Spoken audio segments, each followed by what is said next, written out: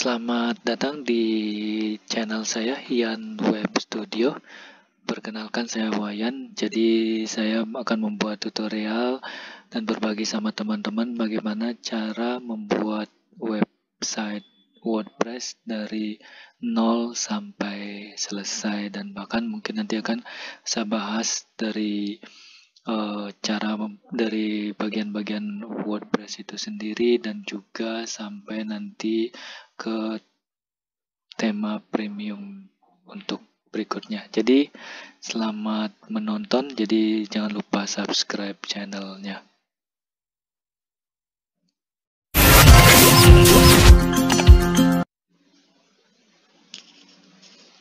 Jadi kita langsung saja mulai. Jadi kita akan belajar membuat website dengan WordPress. Jadi mungkin kalau kalian tahu, untuk teman-teman tahu, kalau dulu WordPress itu hanya untuk membuat blog. Tapi kalau sekarang hampir semua website yang profesional, bahkan online shop, mereka memakai base dari WordPress. Karena sistemnya sangat mudah dan sangat cepat dibuat juga. Nggak perlu coding dan semuanya sangat mudah. Jadi di sini ada beberapa topik nanti yang akan saya bahas, tapi masih satu video nanti akan saya bahas di bagian sini. Jadi dari pertama mengenal bagian-bagian dari WordPress, itu dari user dashboard, terus tema, penyesuaian post atau blog, terus media, mengenal plugin, pengaturan, dan peralatan di WordPress itu sendiri. Baru nanti setelah kita belajar, kita mengerti semua bagian-bagian dari WordPress ini, baru kita akan belajar untuk memilih web hosting untuk websitenya kita. Terus habis itu nanti baru belajar cara instalasi step by step untuk install WordPress. Terus kedepannya juga gimana caranya kita belajar untuk membuat WordPress dengan tema premium. Jadi banyak ya. Jadi tetap subscribe channel saya, jadi kalian bisa belajar dari nol sampai bisa pokoknya. Baik, kita mulai dari awal. Jadi kita mengenal bagian-bagian dari WordPress. Langsung saja, ini salah satu tampilan WordPress yang basic yang baru saya install. Di sini tidak ada tampilan yang premium ya, jadi semuanya yang benar-benar baru. Kalau kita melihat di sini, tampilannya juga sangat sederhana, simple di sini ya. Jadi ini instalasi WordPress yang kalau kita install yang awal, biasanya sih ada tulisan Hello World ya. Jadi kita mulai dari dashboard. Jadi teman-teman kalau udah login di WordPress, nanti bisa melihat di bagian sini ada dashboard. Biasanya kita langsung aja klik dashboardnya ini, jadi akan diarahkan ke menu yang lainnya di dalam WordPress itu sendiri. Nah, untuk WordPress, jadi tampilannya ini saya udah pakai bahasa Indonesia, jadi lebih mudah untuk belajarnya. Tapi untuk bagian-bagian lainnya biasanya dalam bahasa Inggris. Pertama, kita akan mengenal dari atas sampai bawah. Jadi untuk pembaruan, biasanya untuk pembaruan ini kalau misalnya ada pembaruan WordPress, misalnya diperbaharui dari 5.52 ke WordPress berikutnya, nanti akan ada notifikasi di sini. Terus kita juga bisa melihat nanti akan ada notifikasi seperti angka ini kalau ada pengaturan atau yang lainnya, kalau tema atau apa yang butuh diupdate. Terus ini untuk menu berikutnya ini adalah post atau yang kita biasanya dibilang blog. Jadi kalau teman-teman mau posting blog, itu biasanya lewat di sini. Nah, untuk blognya biasanya kita bisa tambah blog posting yang baru misalnya. Jadi kita tinggal isi aja.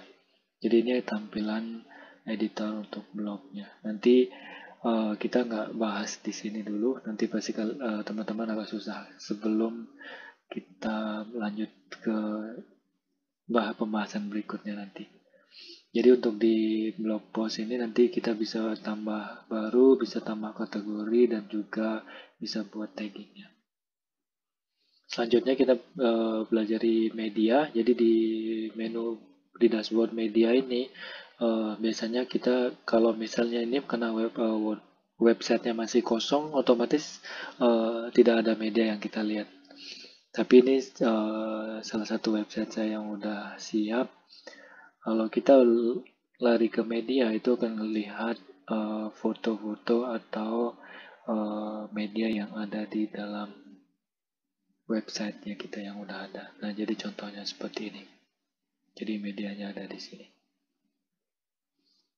Terus kalau halaman, biasanya kalau untuk halaman ini adalah kalau kita bisa dalam bahasa Inggrisnya itu page ya. Jadi biasanya dari halaman-halaman inilah websitenya kita dikembangkan. Misalnya kalau kita mau buat halaman tentang kita, tentang hubungi kami, seperti itu biasanya kita buatnya di halaman. Nah, nanti di video berikutnya kita akan bahas dan cara membuat halaman. Jadi contoh halaman yang basic kalau kita melihat di sini, ini contoh-contoh halamannya. Mungkin kalau kita melihat di halaman tentang ini kita bisa lihat tampilnya simple banget karena masih website kosong. Nah, jadi tentang kami juga ini contohnya. Ini adalah halaman. Jadi nanti kalau halaman kita semakin banyak, ini juga nanti dari beranda, dari tentang blog ini juga adalah bagian dari halaman itu sendiri. Habis itu komentar, biasanya kalau komentar ini kalau websitenya kita ada pengunjung yang biasanya nulis komen atau memberi komentar, dia akan muncul di websitenya kita. Tapi sebelum kita publikasikan, kita bisa setting apakah nanti harus langsung publish sendiri atau kita yang akan approve atau uh, lakukan publikasinya.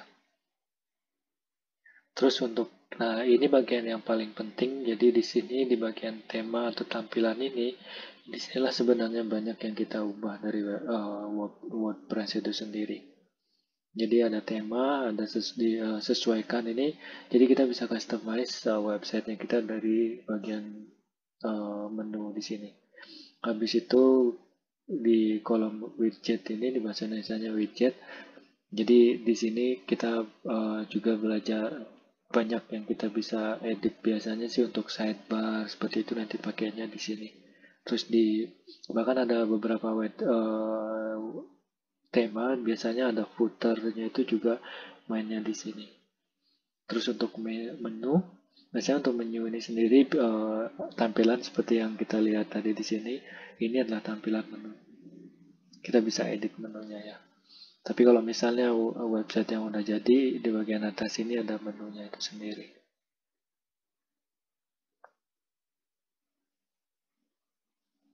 Nah, kita masuk aja ke bagian tema. Jadi kalau untuk tema web WordPress itu, kalau untuk yang gratis itu banyak banget. Jadi kalau untuk yang gratis tampilannya sangat-sangat simple dan sederhana.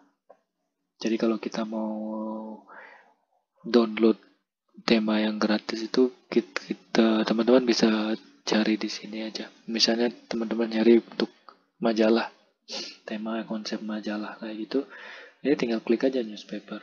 Biasanya muncul berbagai macam jenis newspaper. Tapi kalau teman-teman mau buat yang premium, yang tampilannya bagus banget, itu nanti di tutorial kita berikut video nanti kita akan pelajari tentang bagaimana cara mendapatkan tema premium. Jadi nanti mungkin di video yang ketiga atau yang keempat ya, kita nanti akan belajar tema yang premium di video yang keempat. Jadi balik lagi, untuk yang tema yang simple jadi ada di sini. Jadi kalau kalian kalau teman-teman mau lihat di sini tinggal tinjau. Jadi sebelum kita install, lihat baca dulu ratingnya seperti bagaimana. Jadi pastikan kalau udah bagus baru bisa diinstal. Nah, jadi kalau misalnya nih kalau teman-teman mau buat online shop seperti itu, online shop, dia akan muncul. Nah, ini salah satu mungkin online shop yang teman-teman bisa lihat. Habis itu misalnya e-learning.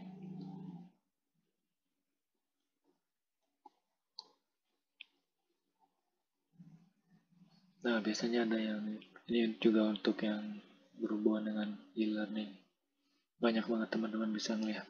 Jadi bisa mungkin kalau bahasa Inggrisnya lebih bagus tampilannya di sini ya. Jadi yang populer. Nah, itu tema-tema apa yang populer, yang paling populer. Jadi teman-teman bisa pilih, bisa sesuaikan dengan website yang teman-teman mau buat. Nah, ini bagian tema. Terus kalau misalnya teman-teman yang untuk saya lihatin aja tema premium, ini saya pakainya yang mungkin saya bisa lihatin di bagian tema yang premium. Nah, di sini temanya.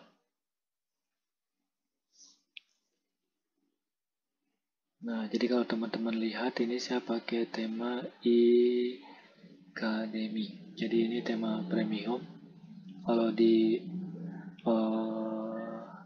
Evanto Market itu ada harganya sekitar 39 US dollar kalau yang mau beli yang originalnya. Nah, setelah itu kita ke menu selanjutnya itu sesuaikan. Biasanya kalau untuk sesuaikan bisa ada dua tempat yang kita cari. Jadi pertama dari sini juga bisa kalau tampilannya. Biasanya sih lebih untuk edit untuk bagian-bagian websitenya sendiri. Jadi misalnya identitas situs. Ini bisa diganti logonya, misalnya mau masukin logo apa. Nanti saya juga akan buat tutorial bagaimana cara membuat logo yang tepat untuk WordPress. Jadi biasanya logonya kita pakainya yang Adobe aja, biasanya yang ada ukurannya berapa kali berapa. Itu biasanya ada di setapan langsung. Bagusnya sih yang model yang transparan. Jadi tampilannya lebih bagus.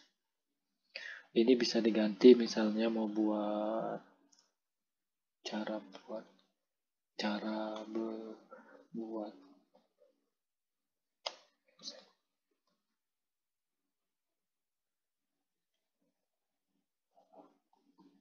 seperti ini. Habis diterbitkan. Nah, nanti kalau teman-teman melihat ke atas di sini, diarahkan kursornya udah berubah, harusnya berubah. Kita lihat di sini yang harus kita refresh dulu.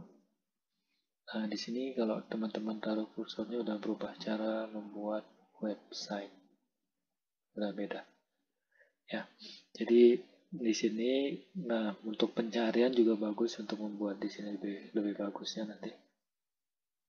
Untuk warna nggak terlalu banyak kita pakai, mau dark atau mau custom, ini tergantung tema yang kita pakai. Kalau saya sih lebih suka ngambil tema yang premium daripada buat website dari nol ya. Itu biasanya agak lama dan prosesnya kita juga harus beli beberapa plugin yang premium. Kalau kita mengandalkan plugin yang gratis agak susah biasanya websitenya. Terus untuk menu biasanya kita ngelihat menunya ini kita bisa nambah buat menu, jadi bisa buat menu baru. Nah, ini tampilan menu ini kita bisa edit. Jadi contohnya seperti yang saya lihatin tadi, inilah bagian menu itu sendiri. Terus kalau kita mau nah ini biasanya widget yang ada footernya atau sidebar. Biasanya kalau kita buka website, itu nanti muncul di sebelah kanannya ada namanya sidebar. Ini footer ini bagian bawah. Biasanya seperti yang di sini, ini namanya footer. Kita bisa ganti-ganti. Kita juga bisa buat footernya itu seperti ada tambahan menu di bawahnya. Untuk pengaturan beranda ini biasanya untuk kita mau pakai homepage yang mana. Nah, inilah fungsinya juga page atau halaman. Jadi kalau kita mau buat beberapa homepage, kita bisa buat aja dari halaman. Jadi halaman mana yang kita mau tampilkan di bagian menu utama ketika orang buka websitenya kita. Habis itu ini opsi pilihan untuk tema itu sendiri. Nah, kalau misalnya yang ini karena temanya yang gratis jadi tampilannya sedikit banget. Tapi kalau kita pakai yang premium biasanya tampilan temanya berbeda. Jadi kalau kita mau customize tema itu sendiri, nah seperti ini. Ini banyak banget pilihannya.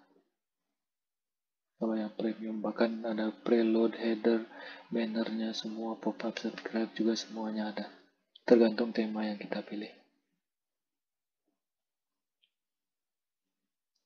Nah, kalau teman-teman yang bisa coding bisa pakai edit CSS-nya nanti. Jadi di bagian sini bisa masukin CSS mau tampilannya seperti bagaimana. Mungkin mau ganti headernya atau mau ganti tampilan menunya juga bisa. Nah, jadi itu bagian penyesuaian atau sesuaikan. Habis itu yang widget udah kita bahas tadi. Yang menu mungkin lebih simpelnya kita udah bahas juga tadi menu. Nah, kalau teman-teman mau nambah atau mau ngedit menu, biasanya kita tinggal klik aja di bagian menu di sini, nanti kita bisa ganti ya, misalnya untuk menu top menu atau bagian tambahan bagian lainnya. Ini juga tergantung tema. Jadi kalau kita punya tema premium itu biasanya lebih banyak opsi atau pilihan yang kita bisa. Bahkan kita bisa pilih untuk mobile menu yang lebih spesifik kayak gitu. Menu itu sendiri kita bisa buat baru dan bisa juga tambah-tambah menu itu sendiri ya. Tadi penyuting tema udah dibahas di bagian sesuaikan. Nah, selanjutnya ini adalah bagian yang paling penting, yaitu bagian plugin. Biasanya kalau untuk plugin ini, eh, kalau untuk di WordPress-nya udah banyak plugin yang gratis ya. Jadi untuk pluginnya ini biasanya kita bermainnya di plugin. Kalau kita mau membuat WordPress-nya kita itu jadi semakin canggih atau semakin tampilan lebih bagus, kita tinggal klik tambah baru. Kalau yang bahasa Indonesia, nah kalian teman-teman bisa melihat di sini. Jadi, nah kalau teman-teman mau cari misalnya, anggaplah teman-teman mau nyari untuk ke plugin GNA, kalau kita punya di Indonesia misalnya mau buat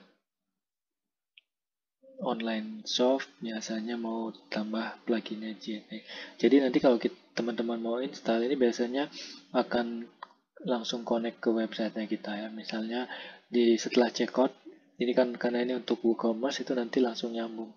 Mau pakai GNA atau mau yang Tiki atau yang mana, ini bisa langsung dipilih.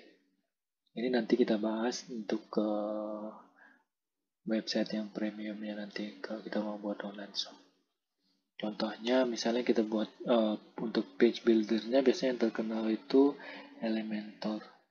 Ini mudah banget pemakaian Elementor, dia ada yang gratis dan ada juga yang bayar. Nah, teman-teman pastikan kalau nanti teman-teman mau install plugin, tolong hati-hati. Jadi pastikan pluginnya itu cocok untuk versi WordPress teman-teman ya.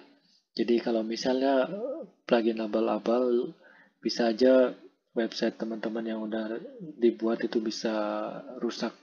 Bahkan kalau tidak ada backupan harus buat ulang dari nol lagi. Jadi sangat hati-hati dan juga jangan lupa selalu baca komentar sama rating atau berapa yang sudah install untuk WordPress itu sendiri. Sorry, untuk pluginnya ya.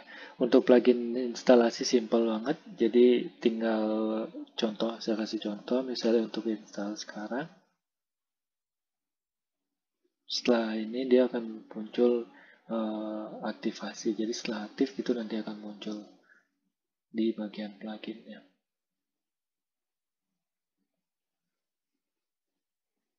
Karena ini Elementor Page Builder, jadi filenya agak gede, jadi instalasinya pun butuh waktu yang lebih banyak kalau dibandingkan dengan instalasi yang plugin yang kecil-kecil. Nah, jadi kalau udah seperti ini, tinggal aktifkan. Jadi untuk aktifkan lebih mudah dan lebih cepat. Nah, jadi teman-teman bisa melihat pluginnya udah ada di sini. Nah, untuk Elementor pun ada yang Pro sama yang gratis, yang basic ya. Jadi itu untuk plugin. Teman-teman kalau mau edit plugin juga bisa kalau mau ubah CSS-nya ya. Untuk bagian berikutnya itu pengguna. Kita kalau misalnya website kita bisa untuk ke orang-orang untuk mendaftar itu bisa pakai tambahan pengguna. Tapi kalau misalnya coba untuk blog tanpa orang login atau register, jadi nggak perlu buat yang bagian sini.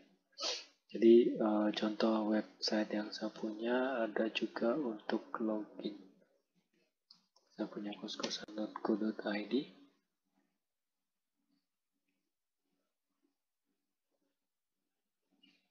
Nah, jadi ini website kos-kosan saya, koskosan.co.id. Jadi kalau mau daftar seperti itu nanti di sini akan diarahkan ke menu pendaftaran. Jadi, nah kalau teman-teman, nah di sini ada pilihannya, ada register atau login. Nah, nanti kalau teman-teman buat di sini misalnya di bagian pengguna ini bisa akan tampilan semua pengguna nanti akan muncul siapa aja yang mendaftar di websitenya kita. Terus kita bisa ngelihat bagian peralatan. Nah, bagian peralatan ini yang lebih sering dipakai sih import atau ekspor. Jadi import misalnya kalau kita mau import bagian-bagian dari WordPress, misalnya kita mau import database email atau media, bisa pakai yang di sini. Terus kita berikutnya di bagian pengaturan. Jadi pengaturan ini ada beberapa yang sangat penting. Jadi di bagian umum, habis itu ada permalink sama SSL. Nah, kalau untuk bagian umum, disinilah kita biasanya mengganti hampir sama ada tampilannya di menu customize yang tadi. Jadi di sini juga hampir sama fungsinya. Kalau mau ganti tampil bagian apa namanya penjelasan tentang websitenya, kita bisa diganti di bagian sini. Tapi yang bagian dua ini jangan diganti, karena kalau teman-teman ganti nanti websitenya nggak mengarah ke sini nanti. Alamat email ini untuk yang adminnya, jadi pas mendaftar ini juga bisa pilih setiap orang bisa mendaftar atau enggak gitu. Untuk bahasa bisa diubah. Ini bahasa Inggris dan banyak bahasa yang ada di WordPress. Mungkin teman-teman kalau mau pakai Arabic juga ada ya. Semua bahasa udah ada di sini. Terus untuk wilayah atau zona saya dari Bali, jadi zonanya UTC plus jadi plus 8. Kalau mungkin yang Jakarta plus 7 biasanya. Terus ini untuk format tanggal bisa disesuaikan juga, dan tinggal klik simpan. Berikutnya itu permalink. Nah, ini teman-teman kalau bisa untuk permalink harus selalu di bagian nama dan tulisan di sini aja. Jadi kalau misalnya kita pilih biasa kayak itu, nanti uh, link websitenya kita agak aneh, nanti agak panjang ya. Jadi simple, jadi nama website, nanti habis itu nanti apa yang akan muncul. Jadi itu yang kita nama tulisan yang kita pilih ya.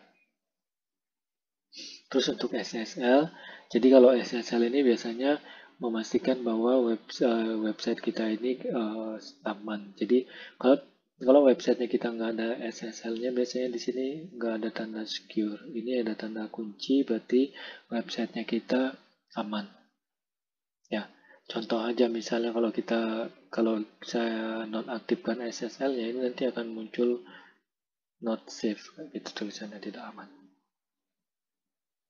Nah, jadi itu bagian dashboard atau menu-menu yang teman-teman perlu tahu sebelum kita belajar membuat website WordPress ya.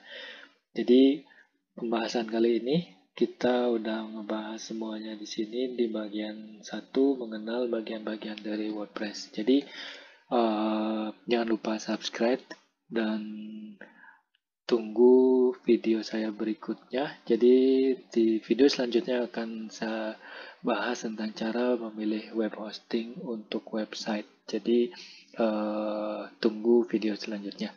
Baik teman-teman, terima kasih sudah menonton. Jangan lupa subscribe dan juga mungkin bisa bantu dibagikan atau share sama teman-temannya kalau video saya bermanfaat. Silakan kalau mau ada pertanyaan bisa tulis di komen di bawah. Terima kasih, selamat beraktivitas.